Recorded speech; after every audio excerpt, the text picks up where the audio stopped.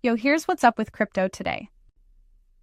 The market's going to be a bit of a roller coaster. Morning, 8:10 a.m. UTC plus 6. Small dips, nothing crazy. Late morning to afternoon, 11 a.m., 3 p.m.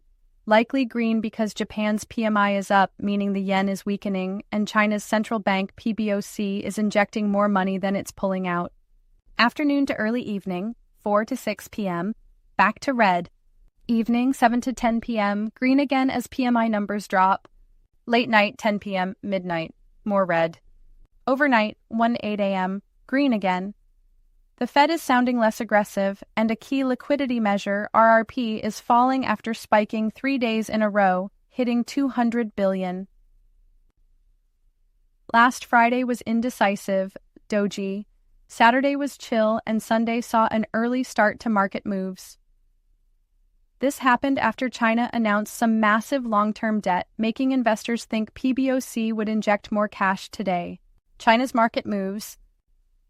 China's central bank, PBOC, is playing a tricky game. They announced 300 billion yuan in ultra-long bonds, but then drained 346 billion yuan from the market. It's like they're saying one thing and doing another. Frustrating, right? If the US RRP rises, China tends to drain more than they inject, which could push Bitcoin into the red during 11 a.m., 3 p.m. today. Bitcoin has had 2 straight green weekly closes, but this week might be slower with some red days due to rising RRP towards the end of the month. Monday, Tuesday should be green, Wednesday, Thursday red, and Friday could be neutral. It won't crash Bitcoin, but it could push liquidity into altcoins like Ethereum. Oh, and that rumor about the US selling gold to buy Bitcoin? Nah, I'm not buying it. Sounds too good to be true. Moving national gold reserves needs Congress approval, and that takes over 6 months of studies. If the US president suddenly embraces Bitcoin after seeing it as a threat to the dollar before, something's fishy. Imagine if big holders like Satoshi, China, or Michael Saylor sold at the same time. Prices would drop and people would just buy more. Morgan Stanley's take on the economy.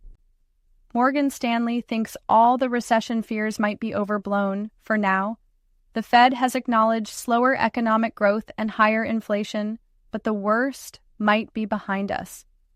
However, Morgan Stanley warns that more bad economic data could still come, possibly later this year.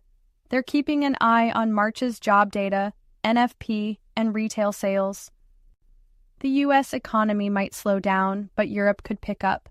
Since the global economy is interconnected, a slowdown in the U.S. could drag others down too.